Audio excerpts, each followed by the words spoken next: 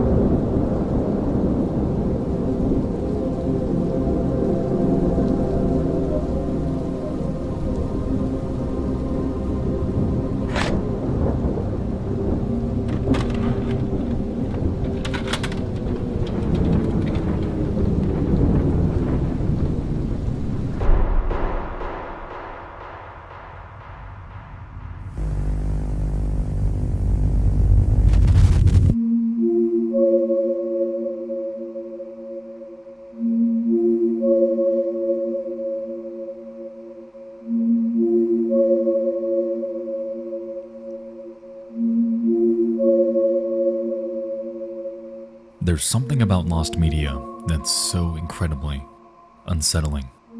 The idea of a piece of recorded history being effectively lost to time, cementing even the most mundane footage, TV shows, and even video games into the realm of mystery.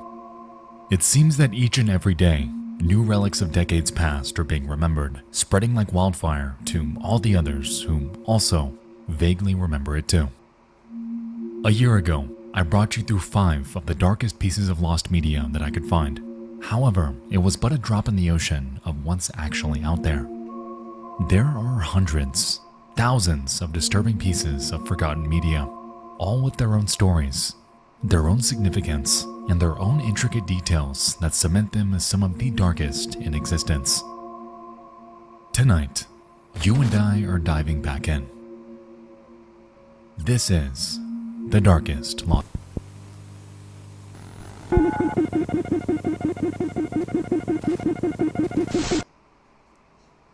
I just will say, I love Nexpo as a channel. Y'all better be subscribed to Nexpo.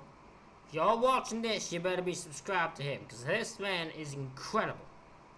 He is fucking incredible at what he does.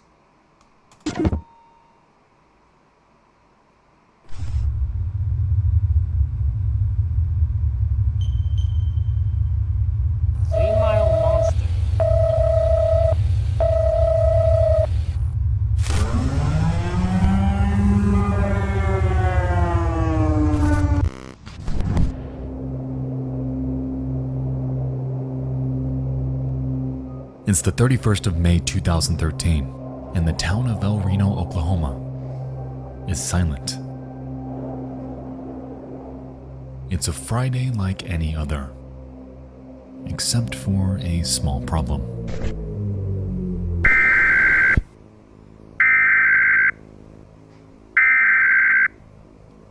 National Weather Service in Norman has issued a tornado warning for southwestern Oklahoma County in central Oklahoma, southeastern Canadian County in central Oklahoma, until 7 p.m. Central Daylight Time. At 6:23 p.m. Central Daylight Time, National Weather Service...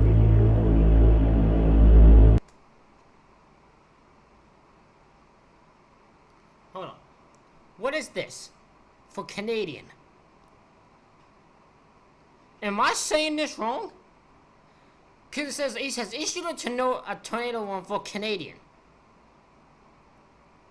What does that mean? Why is there's a comma after it too? If you mean Canada, okay, that's not what that is. A Canadian is how you describe a person from Canada. What the? Is this supposed to be Canadian Oklahoma? That can't be a place. That can't actually be a place. As the early evening approaches, alerts ring in about a... Is it because it's Oklahoma? So it's Oklahoma, Oklahoma, and Canadian Oklahoma. Why is there a place called Canadian Oklahoma? That's just weird. potential multiple vortex tornado that may touch down in the area. Multiple vortex It's something tornado. meteorologists haven't seen before. It's unprecedented. It's different. It's dangerous. At 6:03 p.m., an EF3 monster touches down around 8 miles southeast of El Reno, Oklahoma.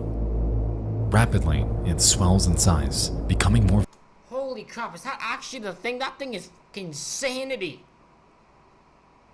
That is fucking terrifying.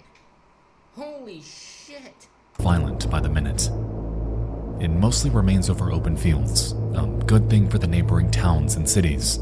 However, for those with a passion for chasing supercells like this, the outcome was far more disastrous. Don't be like that. I don't know why stupid people. You're all stupid if you do this. If you go around chasing a tornado or chasing natural disasters, you are asking for something to go wrong. Because what do you think? What is wrong with you for doing that? You ain't. That's not. You're supposed to avoid them, not go towards them.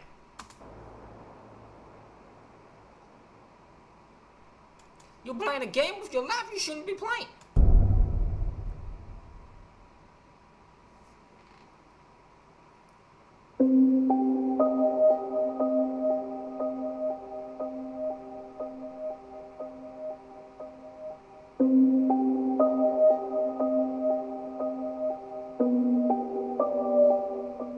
In the mid-2000s, a team of storm chasers going by the alias TwistX was formed under the Discovery Channel, headed by a man named Tim Samaras. It involved a group of 10 scientists with the goal of chasing and documenting the dynamics of various superstorms, utilizing numerous vehicles outfitted with weather probes. If you're a fan of the show Storm Chasers, then you've likely seen them in action, as they were heavily involved in seasons 3 through 5 around the turn of the decade. I've never actually seen the show Storm Chasers. Sounds interesting. I kind of want to check it out. On the night of the El Reno tornado, Tim Samaras, along with 2 other members, a videographer named Paul Samaras and a meteorologist named Carl Young, were dispatched in one of the crew's Chevrolet Cobalts with the goal of deploying a weather drone in hopes of capturing atmospheric and seismic data. Ironically, being considered one of the safest storm chasers in the industry, Samaras was up for the task. And so, he and his crew decided to pursue the El Reno tornado, unaware of just how volatile it would soon become. This is a dangerous game you don't want to be playing. It's a dangerous game. You are playing a game with your life that you cannot control if you win or not. You don't decide if you win or not. Mother Nature decides if you win or not. That's what is so insane about it, is you're playing a game where you don't choose if you win. Physically a big area, very large hail. It's going to be something that live southwest of Oklahoma. Wow. Can you see that on the camera? Yeah. That's crazy. Come on. Everybody, you want to go after you guys?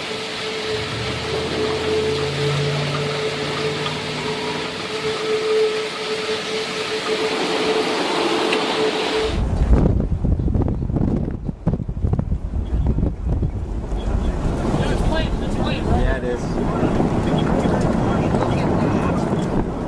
That is fucking terrifying.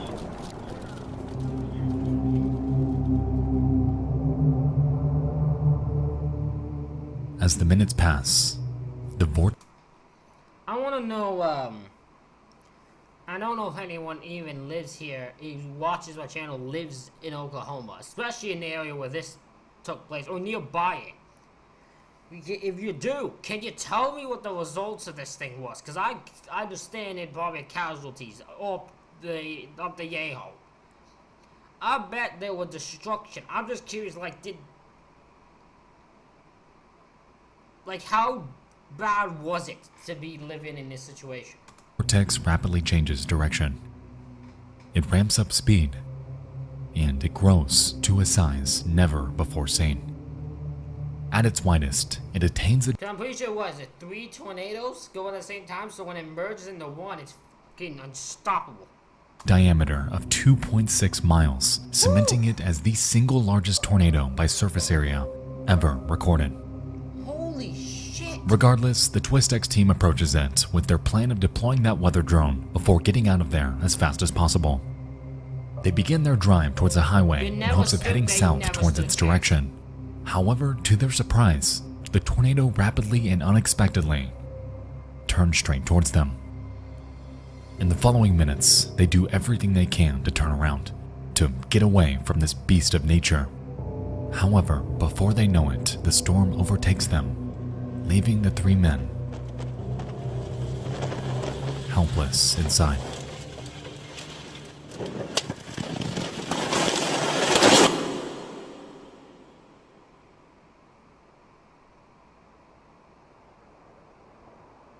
As the cars picked up, Carl and Paul are ejected from the vehicle, while Tim remains trapped inside.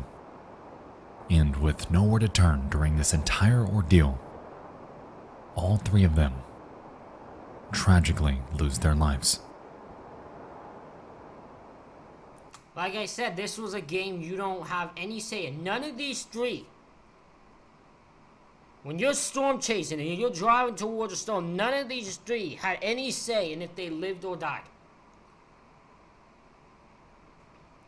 It was now, once they left, and they went chasing out the storm, they got near this damn tornado. Not even just, a bit near it.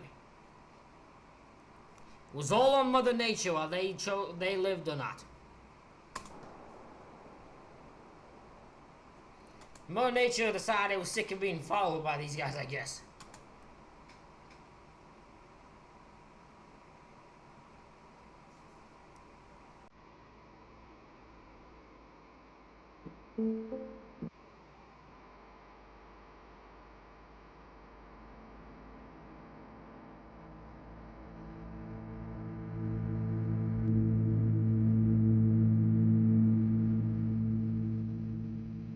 Two days later, and half a mile away, the bodies of Paul and Carl are found, and not far from them, their vehicle. Holy shit! And remember, the one guy's trapped inside. I don't know if he was trapped inside at this point, but he was inside. And it ended like this. Holy shit. With Tim still inside. After a search, authorities find their belongings spread throughout a nearby creek bed, one of which being a camera belonging to Carl.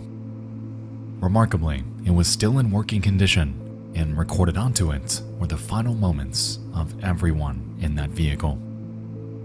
To this day, only a very select handful of people have been given access to this video, one of which being the crew's close friend named Gabe Garfield. Since the incident, he's gone on record to state that while viewing it, he could hear Carl describe how, quote, eerily calm the air became around them in the moments prior to their death. Immediately after, Tim Samaras retorts, "Actually, I think we're in a bad spot." Before his final words, "We're going to die," echo over and over through their radio. As far as it's known, this footage has never been released publicly, nor are there any plans to. Interestingly though, on YouTube, we're able to find a second-hand view of the TwistX team in the moments before the incident. However, as the worst of the storm approaches, they rapidly disappear in the distance as the El Reno tornado engulfs them.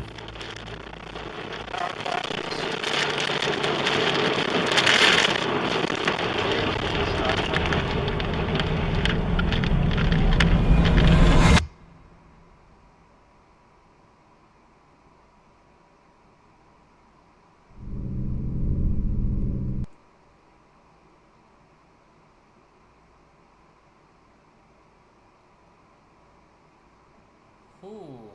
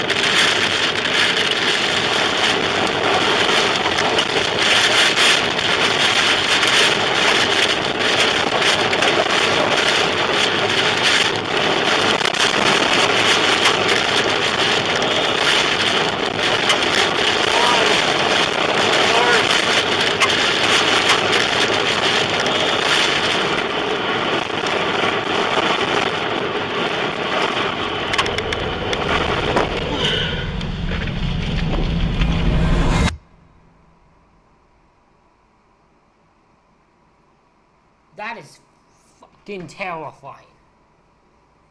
That is fucking terrifying. This bastard just survived not being caught by that tornado.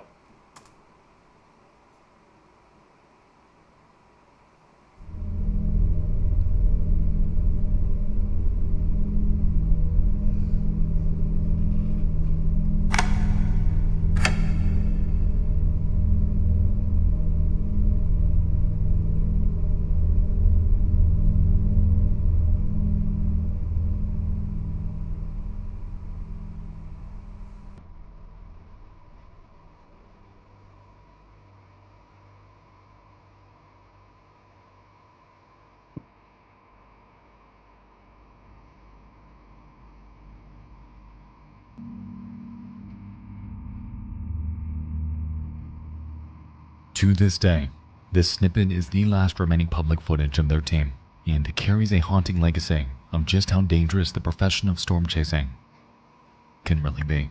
Yep. The demise of the TwistX team was caused by a phenomenon entirely unexpected. What began as just another day chasing just another storm had devolved into one of the most nightmarish scenarios one could ever find themselves in. And whether or not this footage ever sees the light of day, it's irrefutably tragic that multiple families were broken apart that. I don't know if I want to see that footage or not. I don't know. Because it'd be interesting to see, but also wouldn't. Like, I don't know if I want to see that or not, in all honesty. Night by this unstoppable behemoth of nature.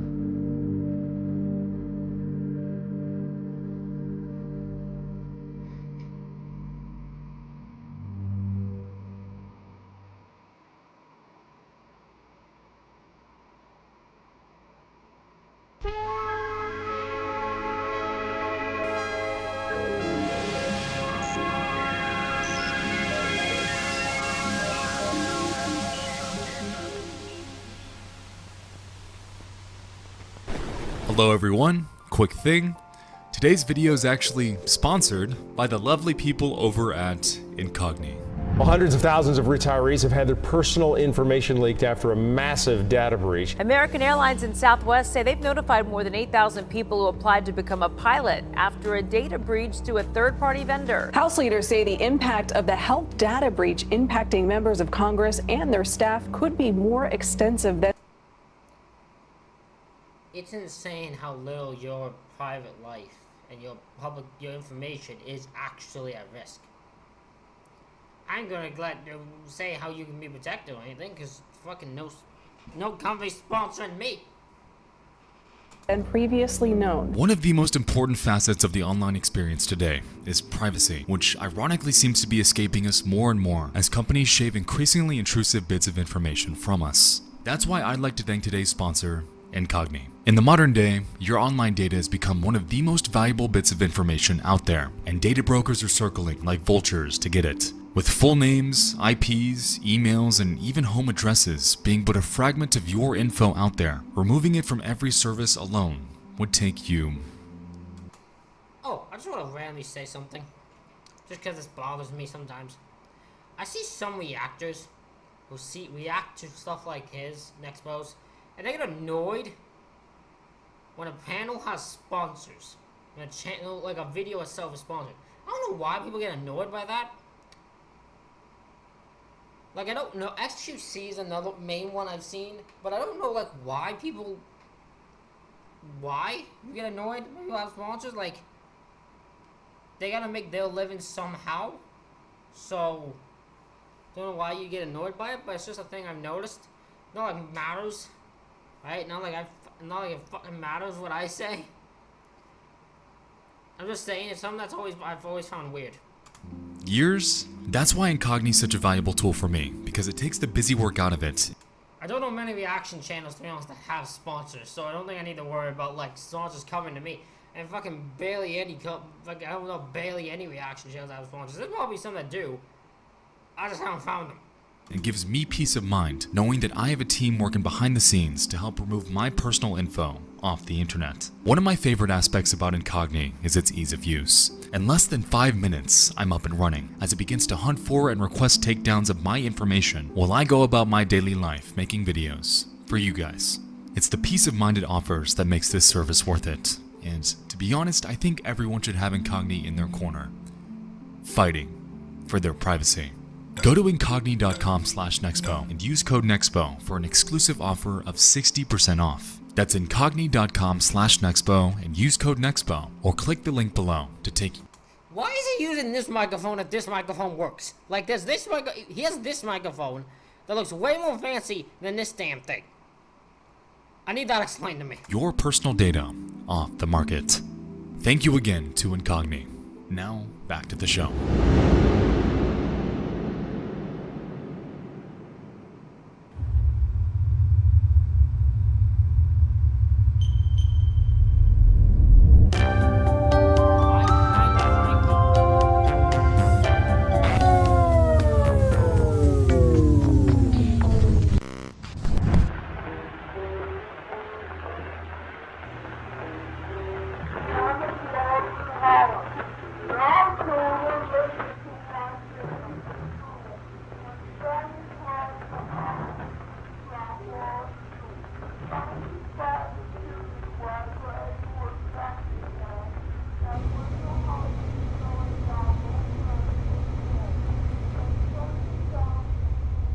On the evening of March 9th, 2001, in the small village of Rottenburg, Germany, a man lies deceased in a bathtub. He's been here for 3 hours and is lying in a pool of his own blood. His reproductive organs are gone. His throat is wide open. And needless to say, this scene is absolutely revolting.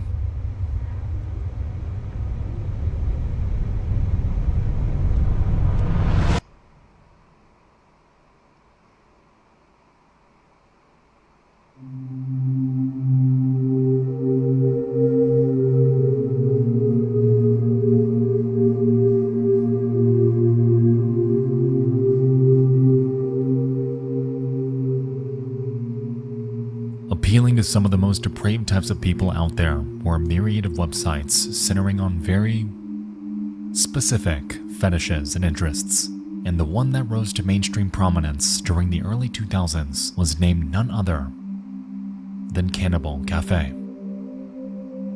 It appealed to, well, cannibals, those who legitimately desired to consume other human beings. And what festered here was a cesspool of pedophilia and vorophilia that went unchecked for years. Of course, the website staunchly claims that everything posted here is all fantasy. But is it really? I doubt it. In early 2001, a man going by nothing. Oh my god, I know what this is. Is this the one where a dude, like 2 people agreed to go out, one agreed to be eaten and one agreed to like eat the person, and they filmed the entire thing to prove it was consensual? Is that what this is? Because I remember this, I remember that. I don't remember anything else involving it. I don't know all what happened. I just remember that part. More than Frankie makes numerous posts to the Cannibal Cafe. He's searching for what he calls a young slaughter boy and has a peculiar request. I'm searching for a young boy between 18 and 25 years old. If you have a normal body, I'll butcher you and eat your flesh. What do you exactly describe as a normal body? Is there any specificness to that? It was a disturbingly simple, to-the-point inquiry, and this post sat here, floating in the vast ocean that is the internet, for days.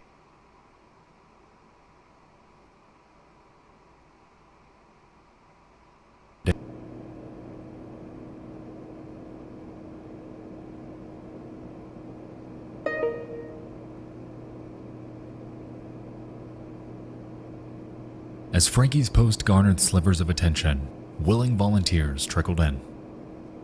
When it really came down to it, though, All of them ended up backing out. But there was one that didn't. A computer engineer named Bernd Brandis expresses to Frankie that he has a very specific fetish. It isn't for consuming others, but for the exact opposite. He wants to be consumed, and he wants Frankie to be the one to do it to him. Over the next few days, the two exchange contact information by email, and it's here where Brandis learns that the name Frankie is nothing but an alias. This man's real name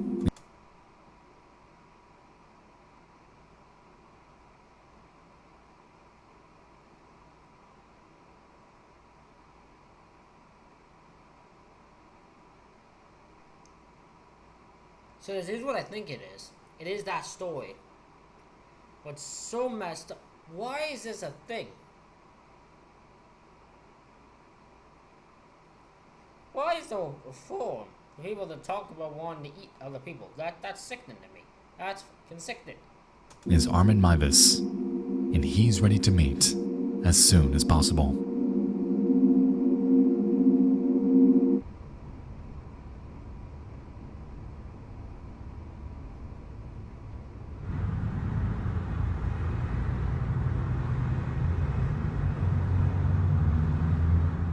It's the night of March 9th, and Brandis is on his way to Armin's home. It's unclear what exactly is on his mind, and if he even knows what's coming. However, after arriving at his residence, Brandis opens with an interesting request.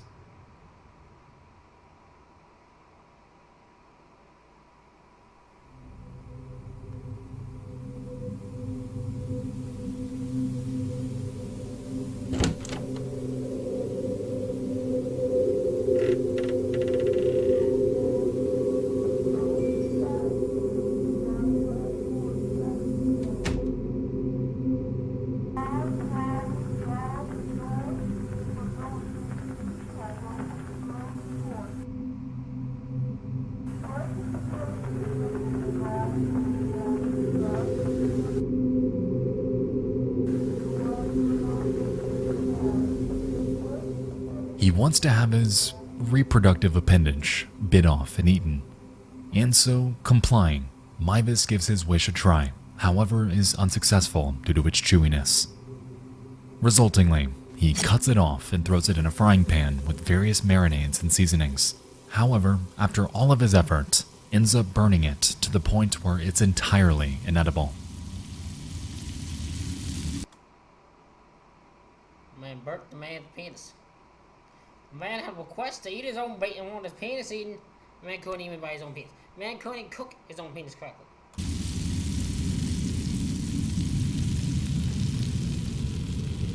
The man had one damn job in this whole cannibalistic thing and he couldn't do it right. Growing weak and losing blood, Meiwes escorts him to his bathroom, and over the next few minutes, places him inside the tub, feeds him a cocktail of painkillers and alcohol, slits his throat, and kisses him on the forehead as the life of Bernd Brandis fades before his eyes. 3 hours Brandis sits here as Meiwes reads a Star Trek novel to pass the time. And bafflingly, during this entire fiasco, not a single thing was done without anyone's consent.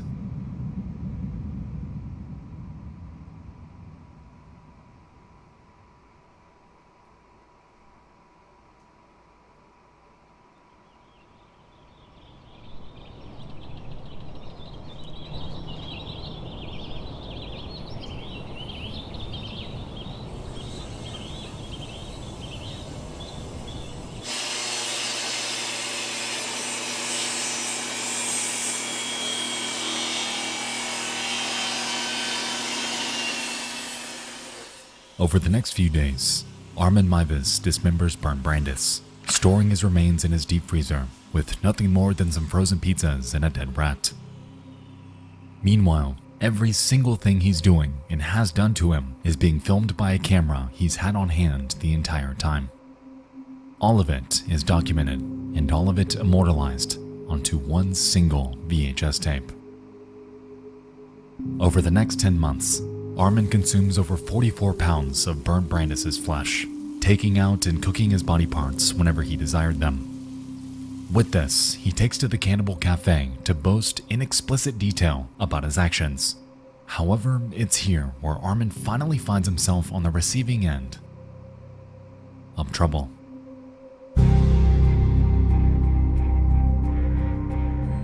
By December of 2002, another member of the Cannibal Cafe reports numerous, explicitly detailed posts by Frankie to authorities, prompting a raid of his home. There, police discover numerous body parts in a single 4-hour videotape depicting the murder and dismemberment of Bernd Brandis. Because of their discovery, Armin Meiwes was immediately apprehended. However, his charges were some that authorities had no specific laws on prosecuting. It's a tough charge because technically he killed someone, right? Technically he killed someone, he ate someone. However, it was consensual. He agreed to do it. Agreed to kill. Agreed to be killed and agreed to be eaten. So like, I don't know how you do that charge. It's a very weird one. Bernd Brandis, throughout this entire ordeal, was willing, which only brought considerable confusion and media attention to this case. Nevertheless, Armin Meiwes ended up with a conviction of murder and claimed that he'd done it out of sexual gratification. Today, he remains incarcerated in Frankfurt, Germany, and will for the rest of his life. I'm not fully surprised by that, but it's still like, obviously he does deserve the regard thing. Like, he did still kill someone and still did eat someone. It's just a very weird situation. Remain behind bars.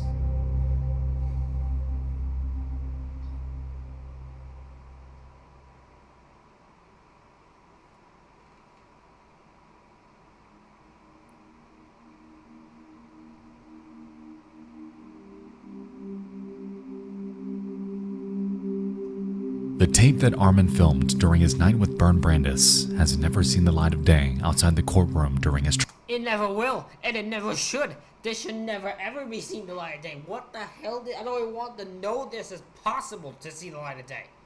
That tape should be destroyed and completely never be made to be seen again by anyone. Trial. Considered to be too gruesome to show to the general public, the world is left to speculate on its contents, filling in the blanks from the official story given during his testimony. To be honest, I don't quite know how to feel about this entire dilemma, as Bernd Brandis wanted all of this. He wasn't murdered against his will, but he was still murdered. Nevertheless, Armin Meiwes is a depraved man, a man who created a situation that never should have happened. And because of his actions on that fateful night, one of the darkest lost media cases out there, needlessly, was born. Here's what I'm curious, did he film this actually thinking this would help his case? Like, did he film this thinking people would see that he was okay with it? And just think that no, they would not charge him with that. Like, well, he clearly did it consensually. What did he think was gonna happen as a result of filming this thing?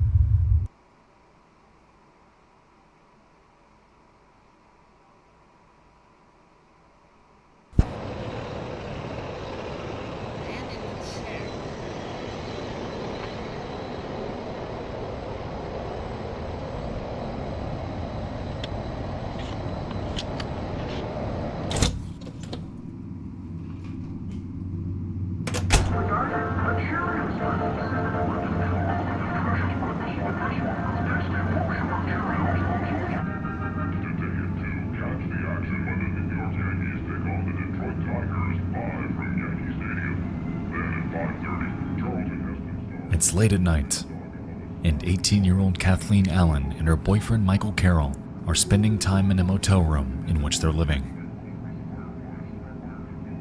On this day, nothing is awry. and to some could even be considered painstakingly ordinary. At 10 p.m., Michael vaguely claims that he has to go do something and leaves after assuring her that he'd return in the morning. And so, Kathleen goes to bed, and her night comes to an end.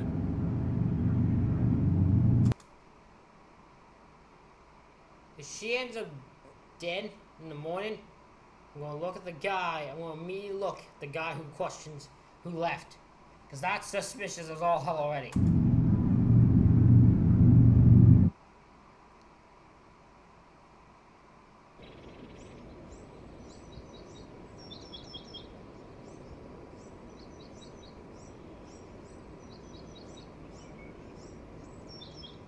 It's morning, and Michael Carroll is nowhere to be found. Regardless, Kathleen doesn't think too much of it and goes about her life and work as usual. 3 days later, while at work, however, she receives a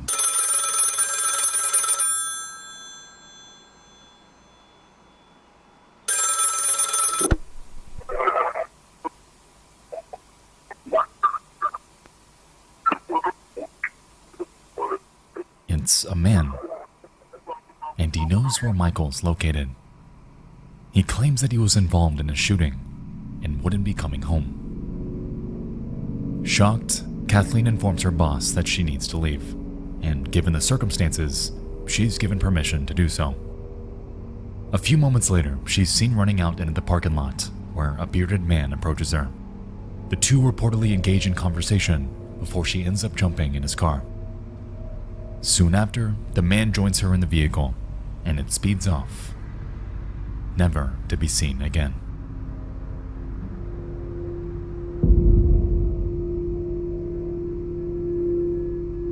This is the last time that Kathleen Allen was ever seen in public. So she went to go leave. She got in a car. Or she got in the dude's car. I didn't really hear. But they both ended up in a car somehow together, and the drove off never to be seen again. There was so much suspiciousness with this. Alive.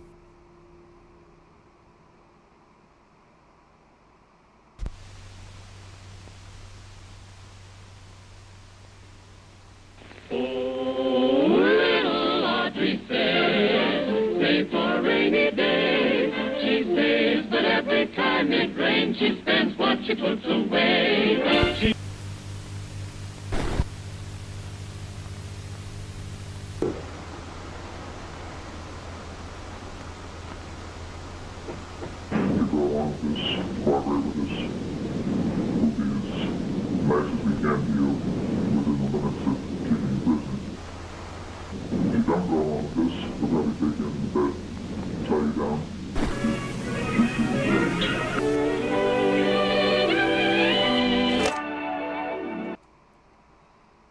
I'm sorry.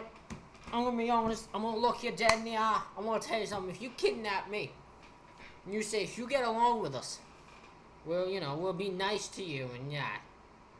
If you don't want to kill you, I'm gonna assume you're gonna kill me either way, so I'm just gonna be a dick so you can kill me. I don't trust you.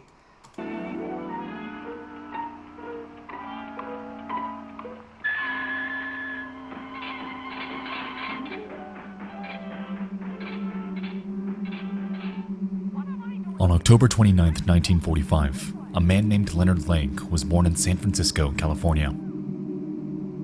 Being regarded a bright kid, his early years were relatively unsuspecting. When he turned 6 years old, however, his parents had separated, to which Lake and his siblings would move in with their grandmother. Bizarrely, Lake began to exhibit disturbing habits. On numerous occasions, he was caught photographing his sister's nude. He'd collect mice and dissolve them in chemicals, and he'd extort his siblings into performing sexual... This man deserves some medical, medical help. This is already stuff. Once you're photographing your sister's nude, you need to go. You need to go get some help. That's already when you're off to the, this man's already off to the start where there might be no return already. You gotta get him help right away. actual acts, all of which was condoned by his grandmother with not a single shred of effort to put a stop to it. How old is this grandmother? Is this grandma old? Like in 70s, 80 years old, right? She doesn't have the effort to put up with this guy. She clearly thinks he's crazy, probably. They're like, listen, this guy's just being a weirdo. He's like, oh, that was, she's just that weird. Because I just go, listen, this teenager, she's just being kind of weird. He's just, this is what teenagers do. Because if that's your thought process, this person needs, that grandmother needs some mental help too.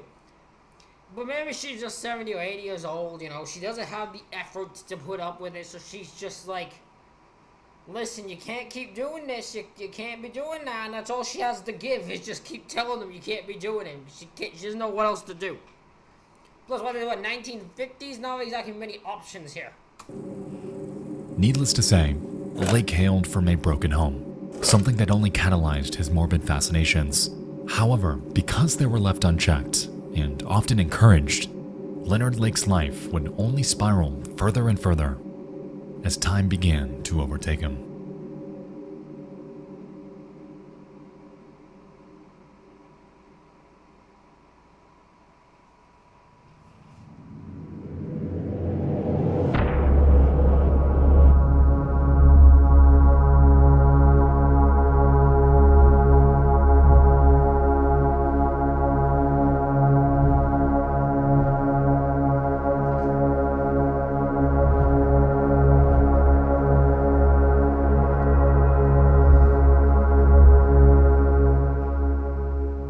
By the turn of the 80s and throughout adulthood, Leonard Lake became heavily invested in survivalism, a movement focused on preparing for severe emergencies.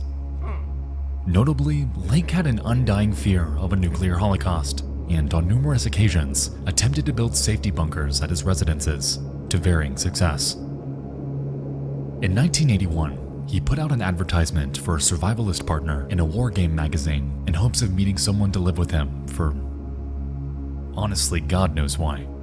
The reason this is important is because this single page, this one advertisement, had led Lake to meet one of the most vile people in existence, exacerbating Lake's pre-existing morbid fantasies and leading to his status as one of the most disgusting and disturbing monsters ever to exist. Holy shit. The man's name was Charles Ng, a native of Hong Kong and a convict who was in and out of prison. Almost immediately, the pair hit it off, collaborating in numerous crimes like firearm theft that eventually led to their arrest and a brief stint in prison. After their release, the two settled down in a wooded town named Wilseyville, and it was here where Lake enlisted the help of various residents to build yet another bunker right next to his cabin. Inside, he'd begin stockpiling illegal weapons. However, alongside them was something that didn't exactly belong. It was equipment to record video.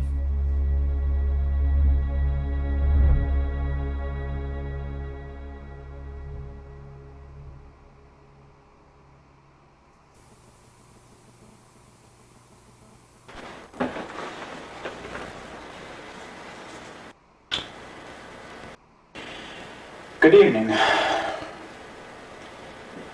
It's a Sunday on October 22nd, 23rd, something like that. Very close to my 38th birthday. And I'm starting this tape without script or without any real organization of what I want to say. This tape, what you're hearing now, is going to be the lead-in of the various phases of construction of a building, which hopefully will be the first of a series of underground buildings. The main emphasis of the building, the whole justification for its expense and its effort, will be a hidden portion of it, a secret room, if we can call it that, that will house a cell, a jail cell, if you will. And the purpose of that cell, and the main purpose, hence, of the building, will be the imprisonment of a young lady who probably probably at this moment is unknown to me. What I want is an off-the-shelf sex partner. I want to be able to use a woman whenever and however I want. And when I'm tired or satiated or bored or not interested, I simply want to put her away, lock her up in a little room, get her out of my sight, out of my life. The advantages of such a situation are, of course, obvious and even beyond sexual. Such a woman, totally enslaved, would be useful for the mundane chores that I have to do, but I'm not particularly interested in doing. Clean house, washing dishes, etc. Slave, there's no way around it.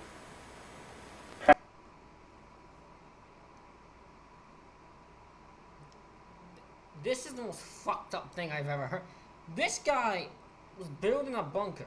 See, this is not where I thought this was going. The way I thought this was going, at first, before he started talking, was he was talking about the building, and I was like, oh my god, he used them as test subjects? Like, he's like, let's see if a bomb exploded, that they would be in danger. So he was like, put them in a room, tied them up, put the bomb there, like, outside the building, and see if it exploded and if they got killed. That's what I thought. But then as he goes to this, I have no fucking clue what the fuck this guy is thinking. This is such a fucked up thought process to have. Like, what the fuck? What the fuck? Primarily a sexual slave, but nonetheless, a physical slave as well. This is Hard Copy for Monday, February 15th. Hi, I'm Kyle Kraska. It's being called the creepiest crime scene in America. A remote cabin where cops say some of the most gruesome serial killings in California history took place. Well, now Ed Miller's giving you an exclusive and very disturbing look inside this house of horrors. First, they were kidnapped, then robbed, raped, and killed. 12 innocent victims, 3 women, 7 men, 2 babies. The real reason for his bunker wasn't solely for survivalism. That was merely a piece of it. You see, Lake and Ing had this morbid obsession with capturing. Lake claimed that he needed them to serve him after the impending nuclear holocaust, and frequently went on record to demean the existence of women entirely. And so, It's thundering and gonna be, I think, thunderstorming out. That's great to hear while I'm watching this video. Perfect tone. for years, Lake and Ing would capture, torture, inside this bunker, all the while documenting it on his myriad of VHS cameras installed inside each room. The woman we saw at the beginning of this segment wasn't just someone random, because it was Kathleen Allen. The woman who left her job because of the news of her boyfriend's death. The woman who entered the car of a stranger and was never seen again. The woman who fell right into the grasp of Leonard Lake. While the pair's main target were women, they wouldn't hold back on abducting their relatives. Often, the pair would coerce men into coming out to their bunker in hopes of work, before they'd rob them, strangle them, and steal their identities. Thereafter, they'd manipulate their families into coming to their property, much like they did with Kathleen, to which they'd lock them up in Lake's dungeon and leave them with an ultimatum. They can either serve Lake and Ing unapologetically, obeying their every command without hesitance, or they could be killed. No matter which option they chose, though, the outcome was all the same. Their lives would be brutally torn from them, with not a single soul around to help.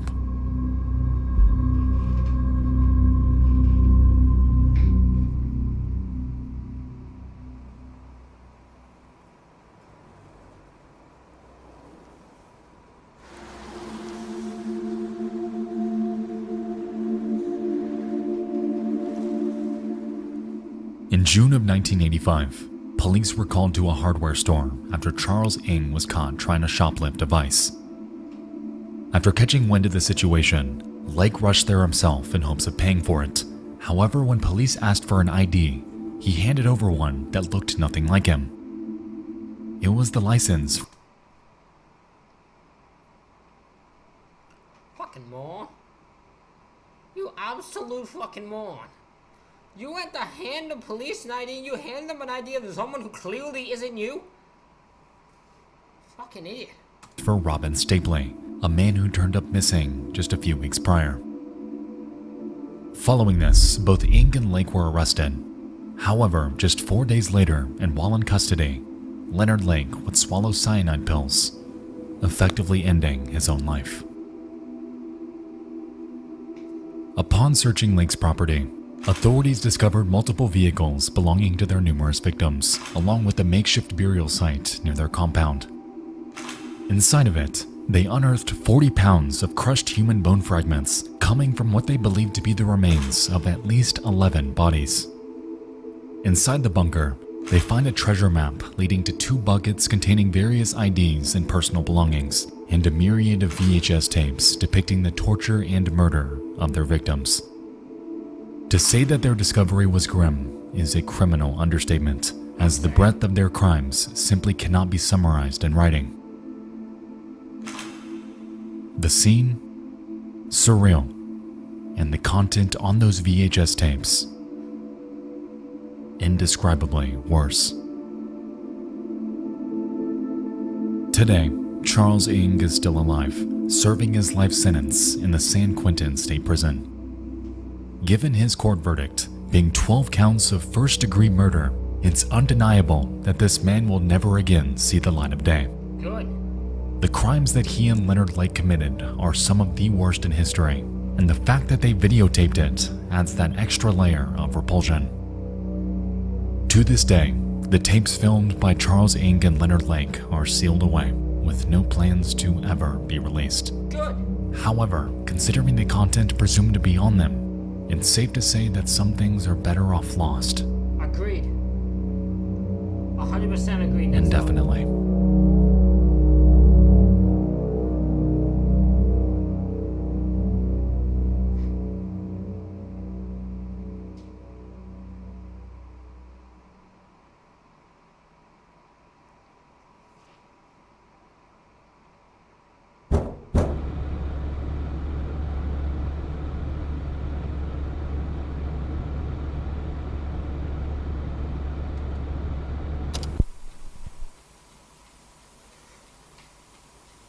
Around 1995, I was about 15. I used to stay up late in my room listening to the radio on a boombox with an integrated tape recorder. One night I came across this. I don't think this was the beginning of the broadcast, but I caught a lot of it. Right at the end, an announcer says that the station I was tuned to was WKCR 89.9 New York. There were a bunch of names and dates in there. I've never run into anything else like this.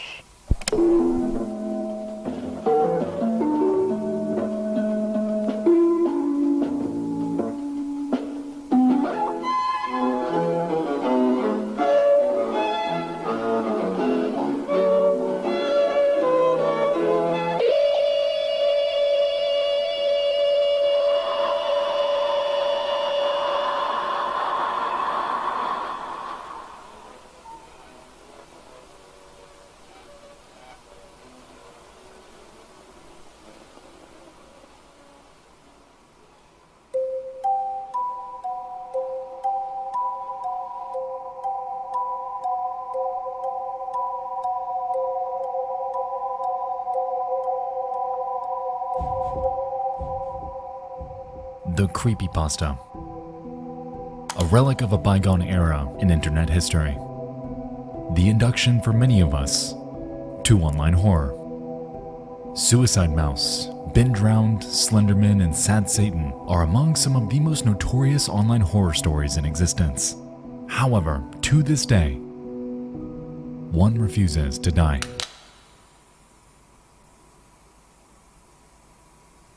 It's called Jeff the Killer, and by this point, he needs no introduction. The story today hasn't exactly aged very well. And to be honest, it kind of sounds like a Joker fanfiction, and it isn't very scary. But that's okay, because it wasn't exactly written for our time.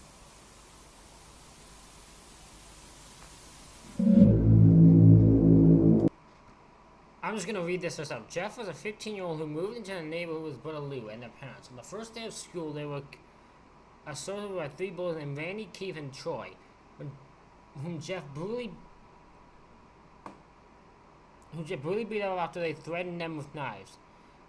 Leo took the blame for it and was arrested, sending Jeff into a deep depression. The bullies later attacked Jeff again at a party, and Jeff killed one of them, but not before getting covered in bleach and lit on fire by Keith.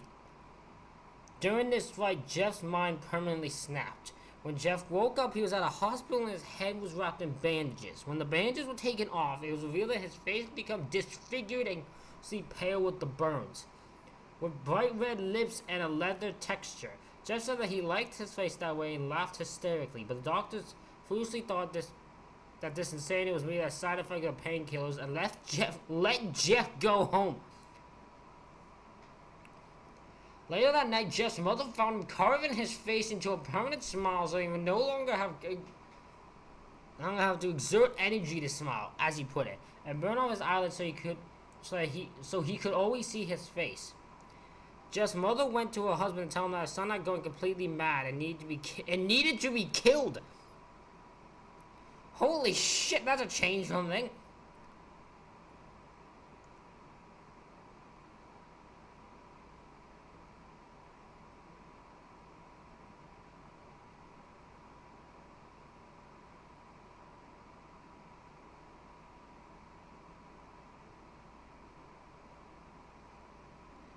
But Jeff caught them and stabbed them to death. This woke up Lou, who was recently released, with Jeff telling him as he was about to plunge the knife into his body, "Go to sleep." Now, Jeff the Killer is certainly a tale that's past its time, yet it stands as somewhat of a cornerstone of online history. Contrary to all the effort put into the story, Occupation. I love Occupation serial killer. I love that. However, it's safe to say that the uncanniness of the image accompanying it was the major catalyst for its popularity online. All across the early 2010s, the image was shared like wildfire, though what most were unaware of was that it had coincidentally found itself caught in a web of both controversy and enduring mystery. And it was all based around one simple question.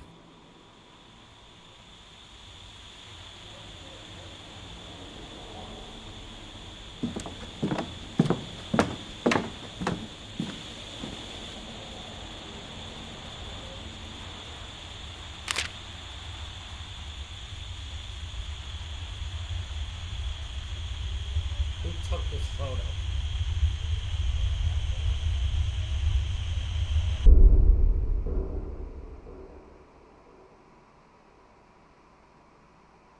Who created Jeff the Killer?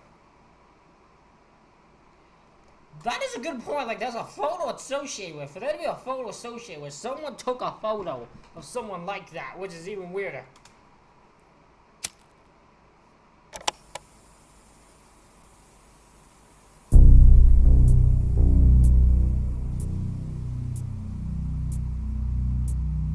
Oh my god, we're doing a whole investigation on Jeff the Killer? It's not where I thought this was going in Lost Media.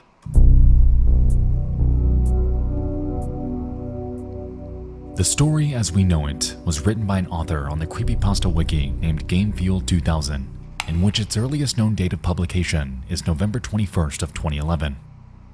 Curiously though, an online user going by the persona Sessoir had come forth shortly after its online explosion, claiming that, in reality, they are Jeff's creator.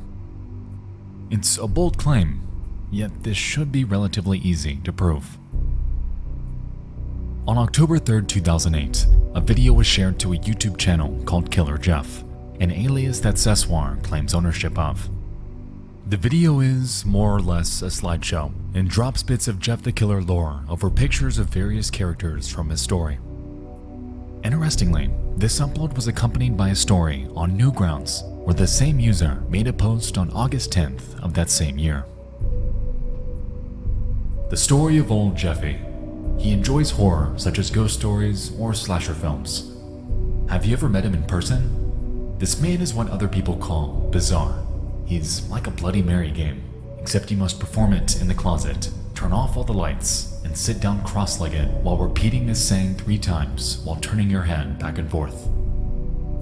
He's in here with me. After the saying, close your eyes and call out the name Jeff. He'll appear by putting his face right up to you and proceed to yell and try to chant harm at you. To make him stop is to stand there and compliment him, and not doing so will result in a nightmarish field trip. Okay, so there we have it. Seswar is the creator of Jeff the Killer, as they bear proof of the earliest rendition of utilizing both his name and image. With this in mind, surely they should have that picture unedited, right?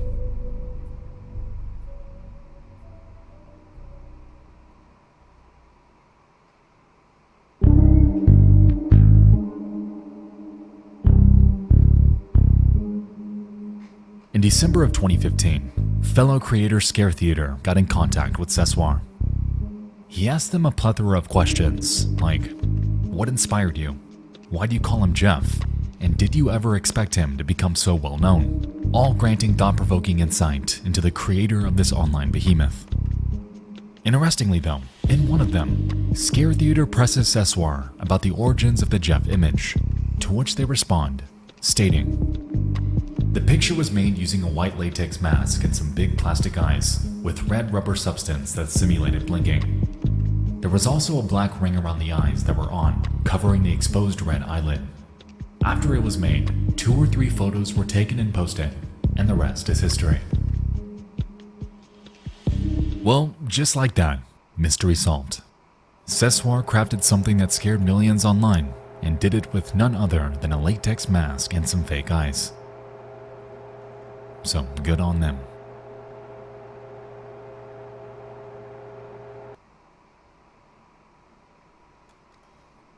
That didn't need to be there. I'm not even gonna be honest. That didn't even need to be there. This didn't need to be in this video.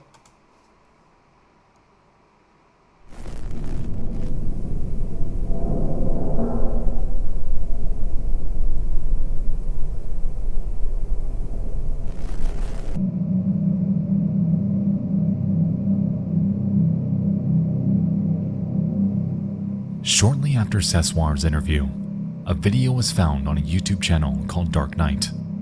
It was uploaded on the 2nd of August 2007 and is titled NNN Special Broadcast.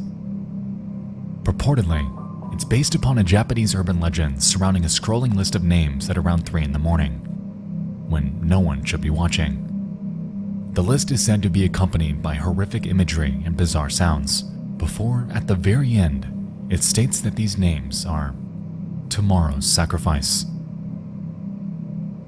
It's definitely some Local 58 stuff if I've ever seen it, but that notion isn't the reason we're here tonight.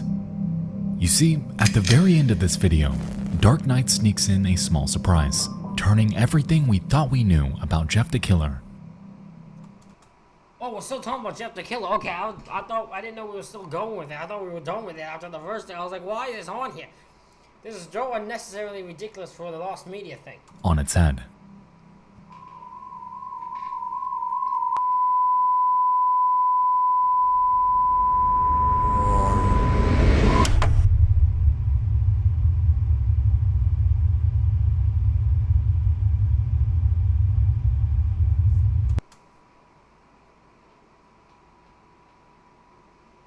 This guy posted the photo, the Jeff the Killer photo, before the other guys did.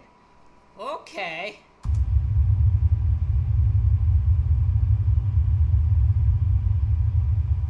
It was here when it was realized that Seswar was a fraud.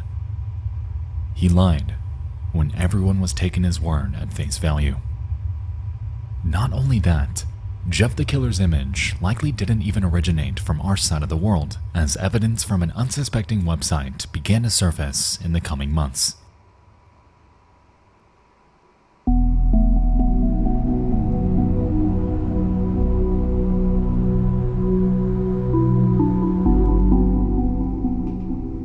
did this image come from, and what did the original version even look like? If Jeff the Killer were hidden within this video, unknown to the entire world, just sitting here since 2007, waiting to be found, there was bound to be more about him out there. By 2018, investigators made their way to a now defunct Japanese message board named pia.cc. It's your run-of-the-mill website containing blog posts and online discussion. However, way back in 2005, hidden away inside an otherwise innocuous and highly obscure post, again, was him. This photo was uploaded on the 15th of November by a user named Omega Bolt. However, to this day, contact with them has been absolutely non-existent. They have seemingly fallen off the face of the earth, effectively becoming just as obscure as Jeff's origin itself. Aside from that though, this discovery was far from a dead end, as once this photo was run through an EXIF data analyzer, it was found that its file name is Pretty Face.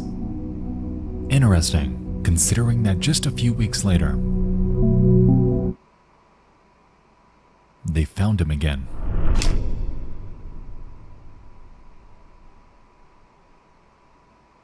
For the very first time, an alternate, less modified version of Jeff the Killer was uncovered, named White Powder 2.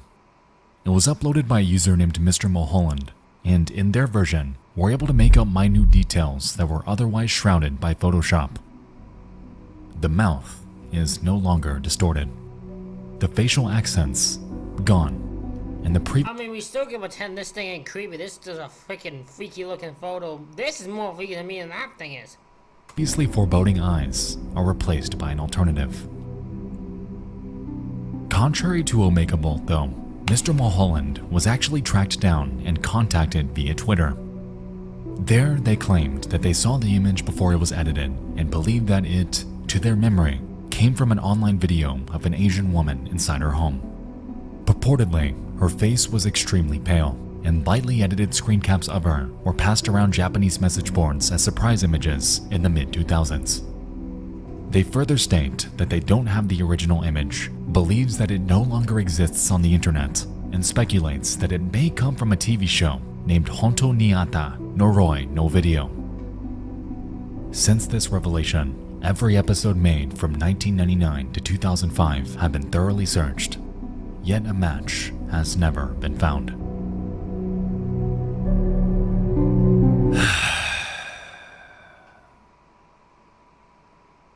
But there is one more, to this day, regarded as the oldest sighting of Jeff the Killer.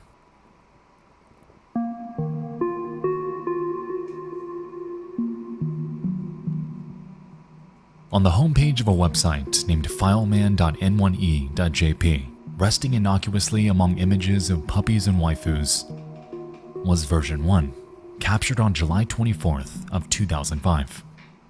The only clues that accompany this are the caption, "Fear of a Summer Night," and once clicked, a descriptor claims this photo is, quote, a celebrity before plastic surgery. Aside from this, no further context is given. To be honest, we could do this all day, because since the hunt began, there have been hundreds of sightings of Jeff the Killer online, all predating Sessoir's original story. Over the years, there have been quite a handful of original image contenders that have gained considerable traction, most notably with the widespread hoax involving a woman who doesn't even exist. It's safe to say that this surge has had its fair share of controversy, yet that hasn't slowed the decade-long resilience of those trying to investigate this.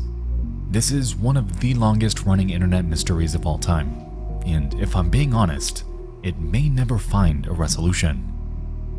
Other versions of Jeff are discovered, yet they bear more edits than version 1. Rumors circulate about it being a photo in a set of 3, yet no proof has ever surfaced. And almost daily, those with too much free time are creating their own version of the original image and are touting it as the real thing. Sometimes the existence of an enduring mystery brings life enduring fascination. There's something hauntingly captivating about topics that seem unsolvable, especially in I'll agree, this is one of those topics where it's just fascinating to dig into. That's what this is. In the modern day.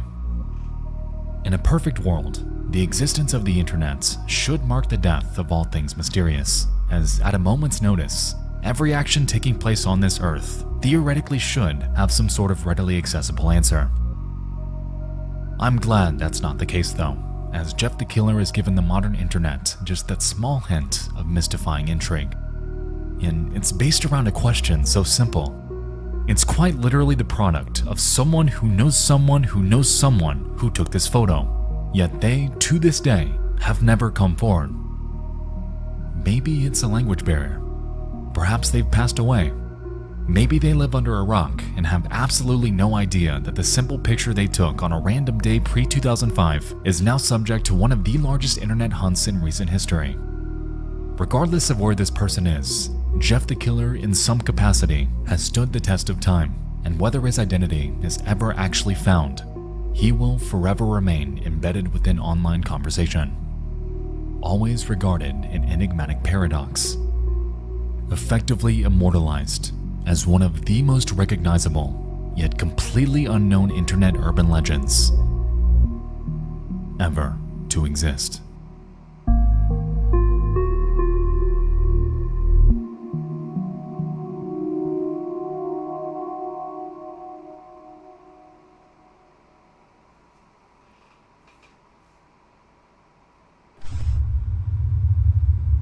Final one, I'll assume. Woman in...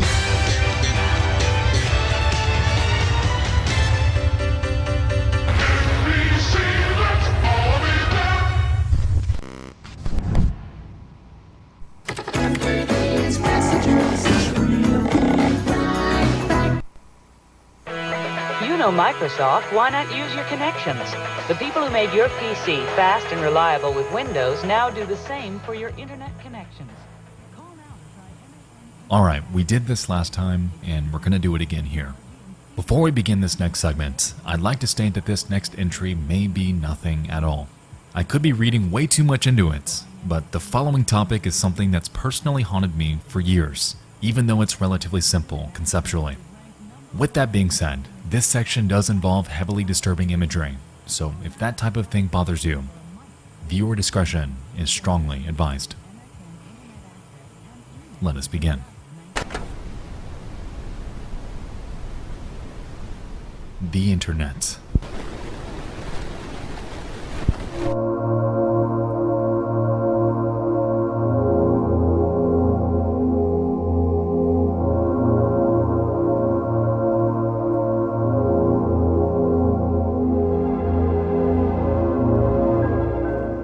A frontier that found mainstream popularity at the turn of the millennium. A seemingly endless repository of history, culture, and conversation. Throughout the years, the rise of the internet has given the world an outlet for expression, a vehicle for humor, and so a little-known phenomenon known as the meme was born. This is not the best way to eat a cupcake. I just found this out. You take the bottom part, put it on top. You don't get messy. It's so much better.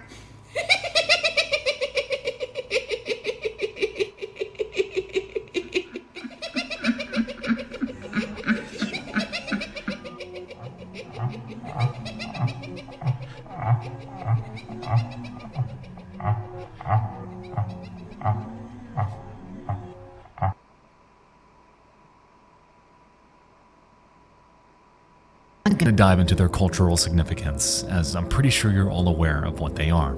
The reason I bring them up tonight, however, is because there's one out there that has stood out to me ever since I first heard about it on Reddit 2.5 years ago. Now, before we continue, I want you to know that I've gone back and forth on covering this topic for years now. I've scripted this out, then scrapped it, then thrown in an iceberg I wrote, then trashed it. I don't quite know where or how this fits on my channel, if you catch my drift. But it is creepy.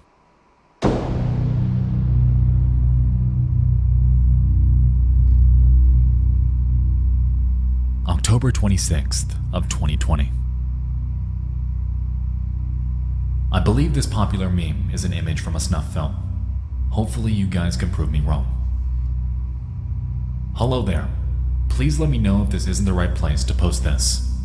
I've seen this meme being posted around for quite a long time, usually with drinking related titles, as if the person lying on the grass is just blacked out drunk.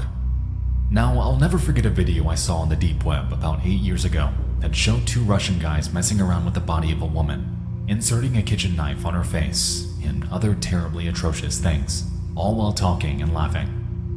Whenever I see this meme, I think of this video, and after taking a good look at the picture, I believe it can actually be a frame from it. The video takes place in a very similar setting, the concrete well and the grass surrounding it.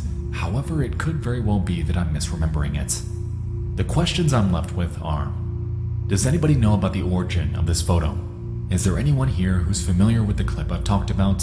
And if so, could this be from it? I definitely don't remember well enough to be sure whether it's the same or not. I know I could just check it out myself, but I'm committed to never searching for this kind of content again. I hope some of you guys can help with this. My man, my question is why you were watching that film in the first place. That's kind of weird that you were watching that and you enjoyed it. That's a little messed up. That needs to be talked about itself. Thank you.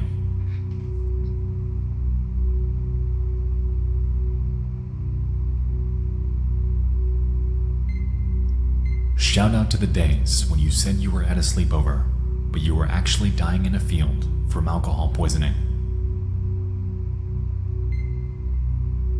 This is the image.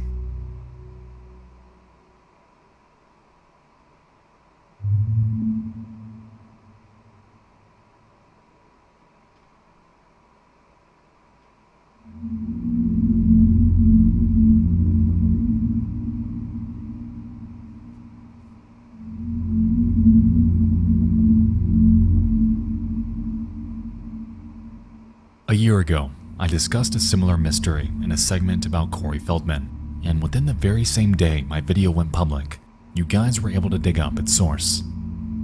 Because of this, I've decided to quit sitting on this one, because this one photo has legitimately bothered me from the first moment I saw it.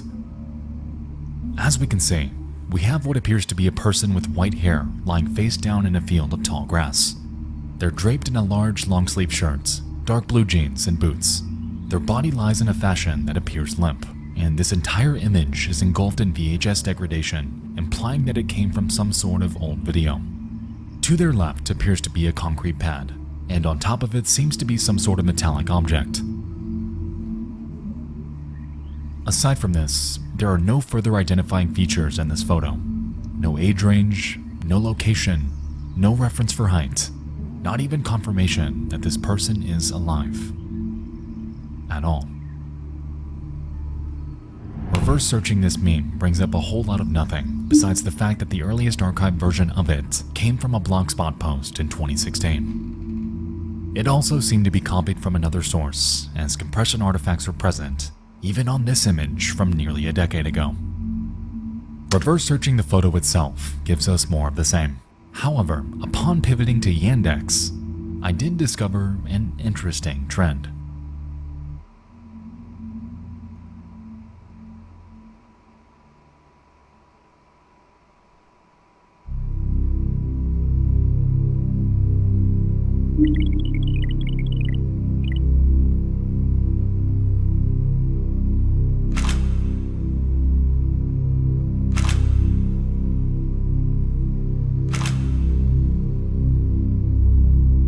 Curiously, there's a myriad of images of people lying in a field, appearing limp, much like the photo we're investigating, though they're all labeled with captions that appear mostly innocent.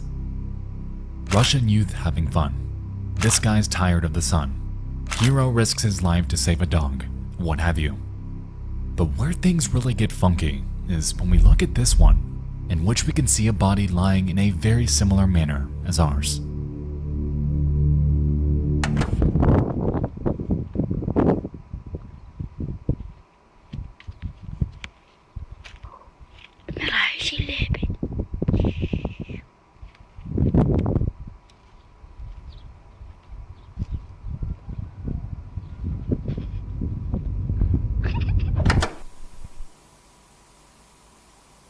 There's no further context to this video aside from its title, which translates to Dying Swan, and there are no other relevant videos on their channel. Now, the reason I bring this up is because, out of context, this image looks just as haunting as ours. However, it appears to be nothing more than a screen grab from an old, obscure prank. I'm not saying that this image is something just as lighthearted. However, the possibility is there. So where is this image from? And what's its context? How did this end up in a meme throughout the mid-2010s? And who created it? These are the questions that have bothered me for nearly 3 years now. And this is where I need your help to figure this out. Who is the woman in the field?